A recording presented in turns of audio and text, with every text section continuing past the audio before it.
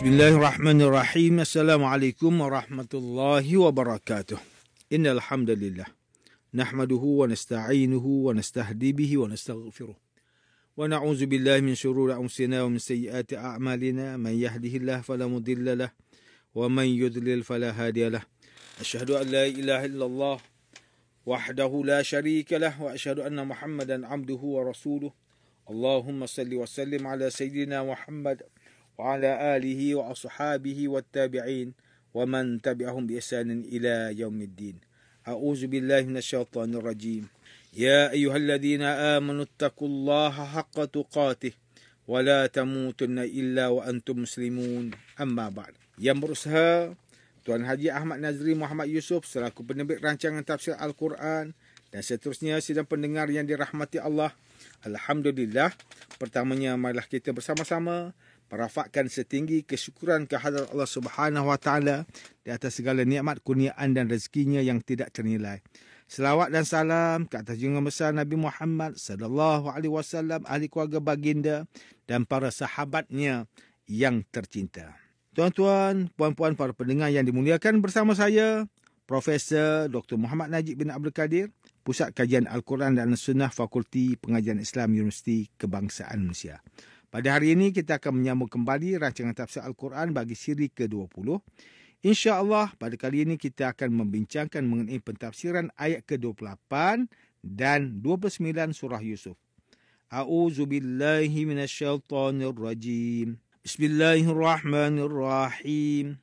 فَلَمَّا رَأَى قَمِيصَهُ قُدَّ مِن دُبُرٍ قَالَ إِنَّهُ مِن كَيْدِكُنَّ إِنَّ كَيْدَكُنَّ عَظِيمٌ يُوسُفُ أَعْرِضْ عَنْ هَذَا وَاسْتَغْفِرِي لِذَنبِكِ إِنَّكِ كُنتِ مِنَ الْخَاطِئِينَ.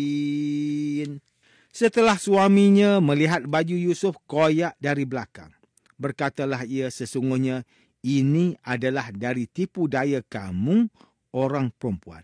Sesungguhnya tipu daya kamu amatlah besar pengaruhnya. Wahai Yusuf, lupakanlah hal ini. Dan engkau, wahai Zulaikha, mintalah ampun bagi dosamu. Sesungguhnya engkau adalah dari orang yang bersalah. Sidang pendengar yang dirahmati Allah, Profesor Dr. Muhammad Quraish Shihab melalui kitabnya Tafsir Al-Misbah menyatakan bahawa Nabi Yusuf AS telah dituduh menggoda isteri raja. Setelah raja mendengar ucapan saksi, raja memeriksa baju Nabi Yusuf AS dan ternyata baju baginda terkoyak memanjang di bahagian belakang baju. Raja pun berkata tanpa ragu bahawa peristiwa yang terjadi itu hanyalah sebuah tuduhan yang dilemparkan oleh isterinya, dan raja juga mengakui bahawa peristiwa ini juga merupakan tipu daya yang dilakukan isterinya. Raja tidak menunjukkan tanda kemarahan yang dahsyat ketika mengakui perbuatan muslihat isterinya itu.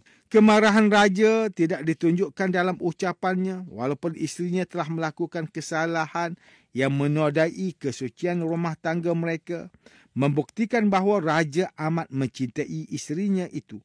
Malah, raja tidak menuduh isterinya secara peribadi, akan tetapi raja menilai kesalahan tersebut sebagai kebiasaan wanita secara keseluruhan dan sebagai tipu muslihat yang sering dilakukan oleh wanita. Walaupun perbuatan tipu muslihat isteri raja telah diketahui oleh raja, isterinya malahan tidak merasa bersalah akan perbuatan dirinya. Malah dia merasakan bahawa suaminya masih bertoleransi dengannya kerana tidak merasa cemburu atau kerana suaminya lemah kerana cinta terhadap dirinya. Setelah raja menegur isterinya, raja berpaling kepada Nabi Yusuf AS yang berdiri dekat dengannya dan timbul perasaan hiba terhadap Nabi Yusuf AS. Raja memanggil Nabi Yusuf AS dengan nama baginda dan meminta baginda melupakan peristiwa yang terjadi itu. Raja turut mengatakan bahawa Nabi Yusuf AS tidak bersalah sedikit pun dan tidak juga menjejaskan hubungan baik di antara mereka. Serta Nabi Yusuf AS diminta untuk tidak menceritakan mengenai peristiwa tersebut kepada sesiapa pun bagi menjaga maruah keluarga raja. Seterusnya, raja berpaling sekali lagi kepada isterinya dan meminta untuk isterinya bertaubat di atas perbuatannya yang sengaja dilakukan. Malah telah direncanakan sedangkan sudah diketahui bahawa perbuatan tersebut membawa kepada dosa besar. Raja mengingatkan isterinya agar isterinya tidak dikenakan hukuman daripada Tuhan dan daripada raja jika dia bertaubat dengan ikhlas. Profesor Dr. Muhammad Quraisy Shihab juga menukilkan pendapat ulama pada ayat ke-28 surah Yusuf mengenai perkataan inna kaida kunna azim, bermaksud sesungguhnya tipu daya kamu wahai wanita adalah besar. Sebagai bukti keburukan yang ada pada sifat wanita. Pengarang juga menukilkan dua ungkapan yang sering terdengar iaitu iblis berjaya menggoda manusia melalui perempuan. Dan perempuan ialah senjata syaitan untuk memperdaya manusia. Bahkan ada ulama yang menilai bahawa wanita lebih berbahaya rayuannya dari syaitan. Profesor Dr. Muhammad Quraisy Shihab turut menerangkan perkataan al-khati'in pada ayat ke-29 surah Yusuf iaitu merupakan bentuk perkataan jamak yang merujuk kepada kata tunggal al-khati' yang bermaksud melakukan kesalahan dengan sengaja atau yang telah dirancang.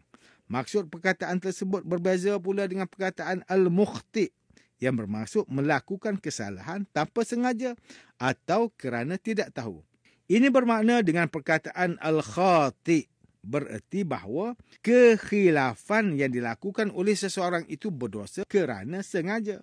Manakala perkataan al-mukhti' menunjukkan bahawa kesalahan yang dilakukan kerana tidak tahu itu menjadikan seseorang itu tidak berdosa.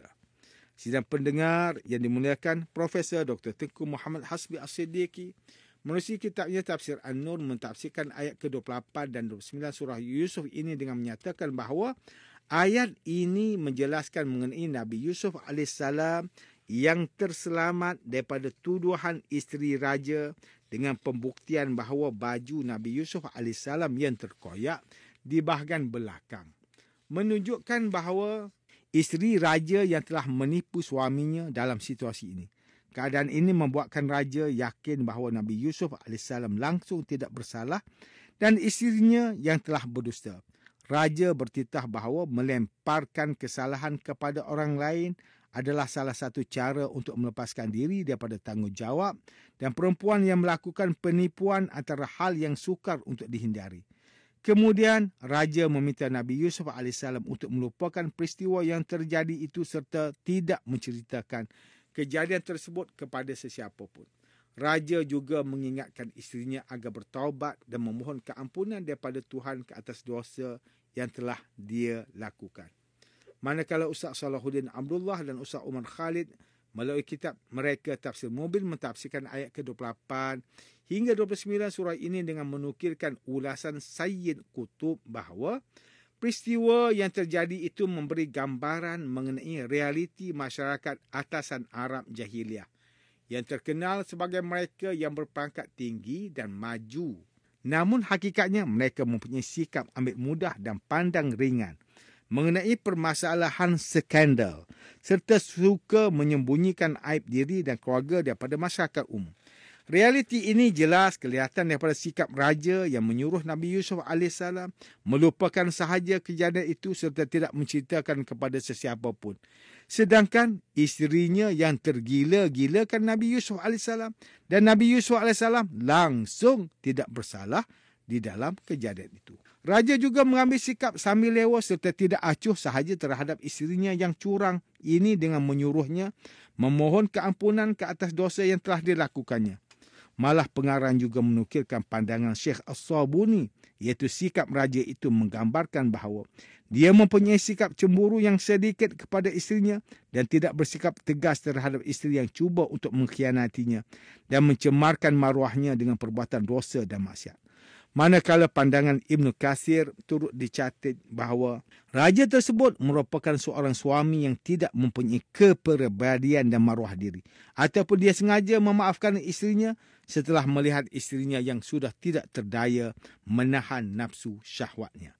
Manakala Profesor Dr. Haji Abdul Malik bin Abdul Karim Amrullah atau lebih dikenali sebagai Hamka melalui kitab tafsir Al-Azhar ketika mentafsirkan ayat ke-28 dan 29 surah ini menerangkan bahawa setelah raja melihat bahawa kesan koyakan pada baju Nabi Yusuf AS di bahagian belakang dan bukan di bahagian hadapan, maka telah jelas membuktikan bahawa isterinya Zulaikha yang menuduh Nabi Yusuf AS menggodanya. Raja menyatakan bahawa tuduhan yang dilakukan oleh isterinya itu merupakan helah isterinya dan jelas di sini raja menyalahkan isterinya sendiri. Melalui penaksiran daripada kata-kata raja itu jelas menunjukkan raja mempunyai banyak pengalaman dengan perempuan, jadi kesalahan isterinya tidak ditujukan kepada isterinya semata-mata tetapi kepada kebanyakan perempuan yang sudah menjadi lumrah mereka untuk cerdik dalam melakukan tipu daya. Raja juga mengatakan bahawa kaum perempuan merupakan kaum yang lemah namun bijak dan cerdik dalam melakukan sesuatu siasatan, malah bijak dalam menyelesaikan masalah berbanding kaum lelaki. Contohnya, seperti isterinya yang bijak mengatur strategi, sedangkan isterinya yang bersalah dalam peristiwa tersebut. Mujurlah terdapat saksi pada peristiwa tersebut yang dapat mempertahankan pengakuan kebenaran Nabi Yusuf AS serta dapat dibuktikan dan dihukum dengan adil bahawa Nabi Yusuf AS langsung tidak bersalah dan menjadi mangsa keadaan. Setelah itu dengan tenang tetapi tegas raja telah menyatakan keputusannya bahawa isterinya yang bersalah dalam keadaan tersebut namun hanya meminta kepada sesiapa pun seterusnya. Raja meminta isterinya untuk bertaubat kepada Tuhan. Tuan-tuan dan puan-puan yang dirahmati Allah, demikianlah tafsir bagi ayat ke-28 dan 29 surah Yusuf menurut pentafsiran oleh para ulama. Ayat ini menjelaskan mengenai raja iaitu seorang suami bagi Zulaikha dan juga ayah angkat kepada Nabi Yusuf AS yang telah mengakui kesalahan isterinya. Setelah berjaya dibuktikan melalui koyakan di bahagian belakang baju Nabi Yusuf AS, walaupun raja telah ditipu oleh isterinya, raja masih ditaksirkan sebagai seorang yang tenang dalam menghadapi situasi tersebut.